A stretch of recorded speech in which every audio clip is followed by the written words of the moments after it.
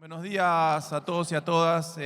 Muchísimas gracias por estar aquí en este día tan fresco, fresco pachomba. Obviamente a los compañeros, creo que hoy los intendentes son todos compañeros, no sé si hay alguna compañera intendenta, creo que todos compañeros intendentes. Y bueno, y a todos los referentes que forman parte del Consejo Provincial de Hábitat. Hacía rato que no había una reunión del Consejo Provincial y bueno, lo hablamos con el Cuervo, lo hablamos con Silvina.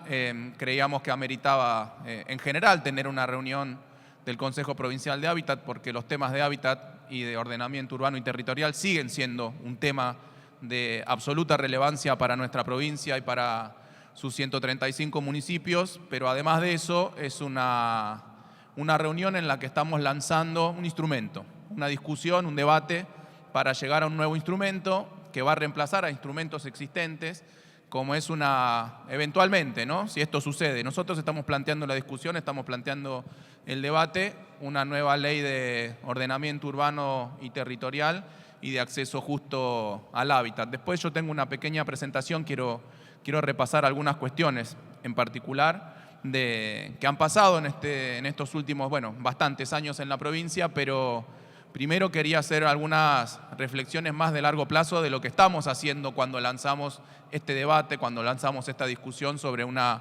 futura normativa en materia de ordenamiento urbano, territorial y de acceso justo al hábitat. ¿Qué estamos discutiendo? Y aprovecho que de alguna forma Silvina me dio el pie para discutir los inicios del capitalismo. Quizá me voy antes, un poquito antes. Me voy un poquito antes. Es algo que se discute en el capitalismo desde el paso del feudalismo al capitalismo, que es la apropiación de las tierras, básicamente. Hay otro filósofo, que no lo nombremos porque hay gente que se pone nerviosa cuando lo nombramos, otro filósofo dijo alguna vez que eso fue la parte constitutiva de la acumulación originaria del capitalismo, la apropiación de las tierras, las tierras comunales que fueron apropiadas luego a sangre y fuego, en general, que fueron apropiadas a sangre y fuego y que después fueron reguladas por las distintas normativas que se establecieron, primero en Europa y después en el resto de los continentes. También están aquellas historias que veíamos en las películas de los cowboys, por lo menos cuando yo era chico, de la expansión hacia el oeste en Estados Unidos, de la apropiación de tierras, nuestra propia historia, de la apropiación de las tierras y del uso de las tierras en Argentina, que tiene que ver con la campaña del desierto, con la creación de los latifundios, historias que ya conocimos, que siguen siendo un debate en la Argentina, tantos años después, 200 años después, siguen siendo un debate, pero estamos discutiendo lo mismo, Quizá en muchos casos en terrenos, en territorios más marginales, más pequeños, pero estamos volviendo a discutir lo mismo. Todo el tiempo estamos volviendo a discutir lo mismo y de la misma forma que allá a los comienzos del capitalismo, en las épocas de la acumulación originaria, se saldaba a sangre y fuego, muchas veces se sigue saldando a sangre y fuego la apropiación y el uso de las tierras. Hemos tenido eventos en los últimos años, en los últimos meses, en donde justamente la apropiación de tierras para viviendas populares, para lotes sociales, se discutió lamentablemente a sangre y fuego y sigue siendo un problema que existe en la provincia de Buenos Aires. Por eso a nosotros nos pareció un momento muy complejo para la sociedad argentina, realmente un momento muy complejo para la sociedad argentina, gobernada hoy por lineamientos libertarios, anarcocapitalistas, austríacos, vaya a saber qué cosa, pero que nos parecía que en este contexto también había un espacio en la provincia de Buenos Aires para discutir los lineamientos, las normativas, las reglamentaciones vinculadas con el ordenamiento urbano y territorial por distintas razones. Una de esas razones es lo que vemos ahí. Es lo que vemos ahí en ese gráfico, que tiene que ver con el crecimiento poblacional que ha tenido la provincia de Buenos Aires. Ahí está desde el censo del 47 hasta el último censo del 22. A diferencia de otras jurisdicciones, estos dos mismos censos, cuando se comparan, por ejemplo, la Ciudad Autónoma de Buenos Aires, dan más o menos la misma población. En la provincia de Buenos Aires se cuadruplicó la población y hay algunos distritos, sobre todo distritos, de la periferia del conurbano, que han crecido muy rápidamente. Los distritos de la zona de la costa, ahí está el doctor de Jesús, no me deja mentir, que ha sido uno de los distritos que más creció, junto con Pinamar, con Mar Chiquita, con otros distritos de la periferia del conurbano, General Rodríguez, San Vicente, han sido los que más crecieron y en muchos casos en esos distritos, o en muchos de estos distritos que han crecido muchísimo en términos poblacionales, las normativas no alcanzan a dar respuesta a las necesidades que implica ese crecimiento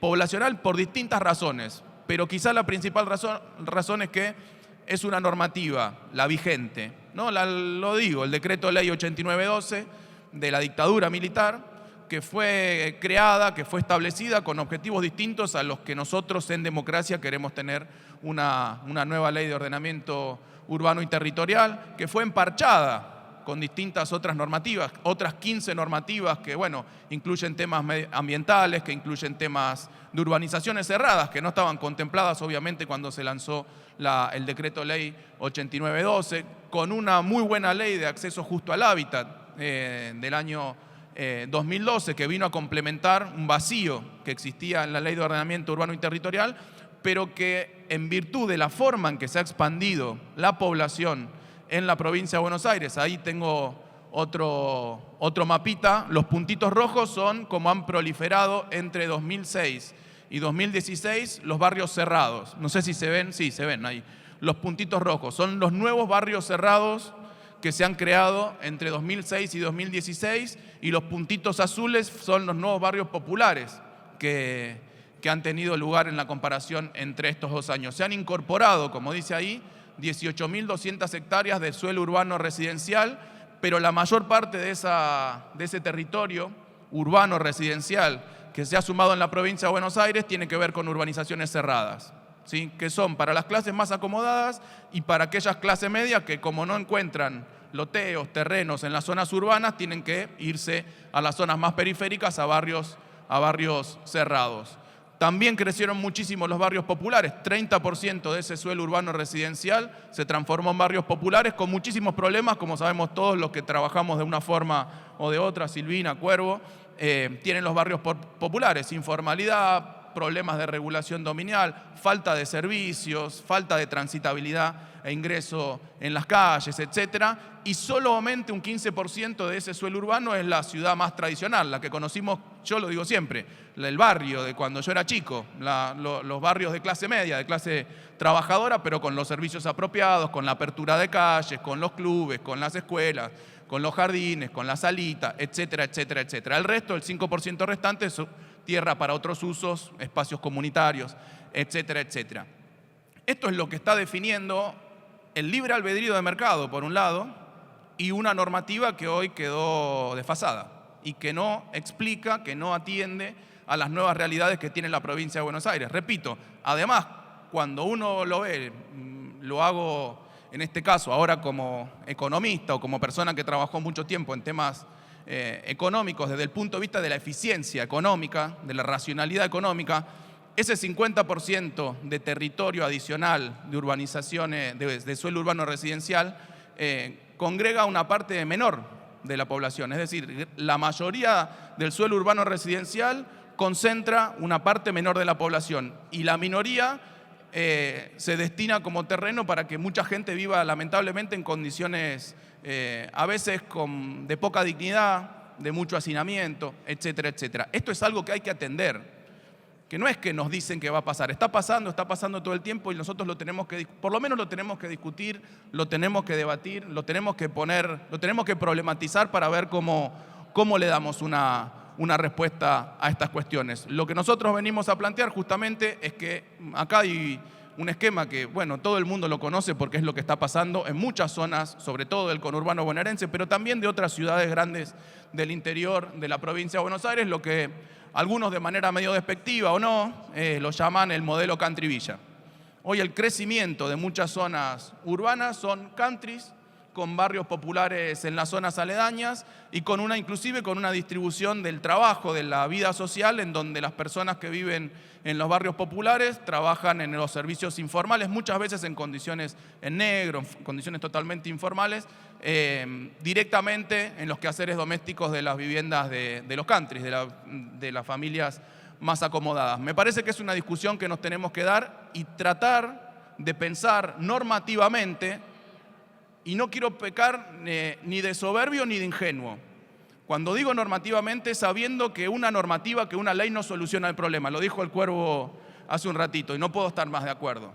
Nosotros ahora vamos a lanzar un proceso de debate para una nueva normativa, ¿sí? Que junte todos estos parches que andan dando vuelta de distintos decretos, distintas leyes, etcétera, para unificar en una única normativa que concentre todos los aspectos, que regule todos los aspectos. Lo tendremos que debatir, tendremos que ver las distintas posiciones, las posiciones de las organizaciones sociales, las posiciones de los barrios populares, las posiciones de los desarrolladores de urbanizaciones cerradas, las posiciones de la provincia, las posiciones de los municipios. Tenemos que sacar un consenso o por lo menos distintas cuestiones para discutir en el ámbito que corresponde, que es el ámbito legislativo, que ahí es donde vamos a tener que discutir eso. Pero nosotros como Ejecutivo Provincial nos hemos determinado ponernos a llevar adelante esta discusión para luego llevarla a la discusión en el ámbito legislativo. Y saldrán distintas posiciones, saldrá un consenso, no sabemos. Me parece que lo importante es poder discutirlo.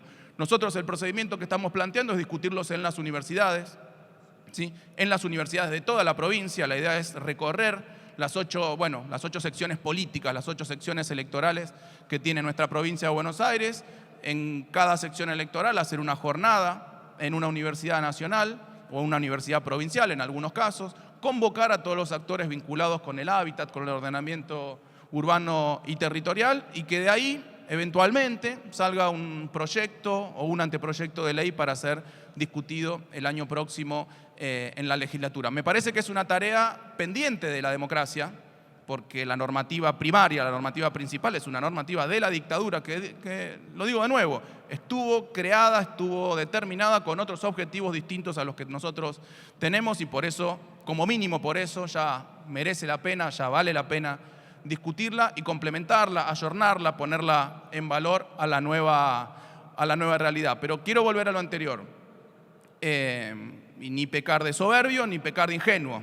Que con una normativa, que con una ley, aunque sea la mejor ley que podamos concebir, que podamos discutir, que podamos consensuar, no se va a solucionar este problema. Una ley no soluciona ese problema. Los que somos economistas siempre tenemos discusiones con los abogados en este sentido. Nosotros, los economistas, en general decimos primero vienen las determinaciones materiales que después son reguladas por la jurisprudencia. Es un debate, no estoy haciendo ninguna chicana, no me tomen en ese sentido. Pero lo que digo es, por una ley no se va a modificar esto.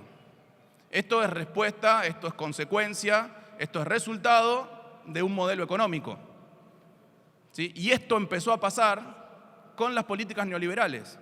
Yo cuando era chico, Cuervo, todos los que estamos acá probablemente que tenemos alguna determinada edad y vivimos otras décadas, digamos, los 70, los 80, etcétera, no era así la provincia de Buenos Aires en general. Esto no quita que había barrios populares, que había barrios de zonas más acomodadas, pero no era así, no tenía esta configuración espacial, no tenía esta configuración territorial. En general había una mayor equidad, había una mayor igualdad que respondía a un modelo económico, a un modelo de vida, a un modelo de trabajo mucho más equitativo, en donde el eje ordenador, justamente lo decía el Cuervo, que está empezando a faltar cada vez más, se supieron ayer los datos de desempleo, el eje ordenador era el trabajo formal, el trabajo bien pago, el trabajo con una obra social, y unas sociedades en donde primaba la clase media, en donde tenían un vehículo de movilidad social ascendente que eran y siguen siendo las universidades nacionales. Las políticas neoliberales con la segmentación de los trabajos, de las tareas y de los ingresos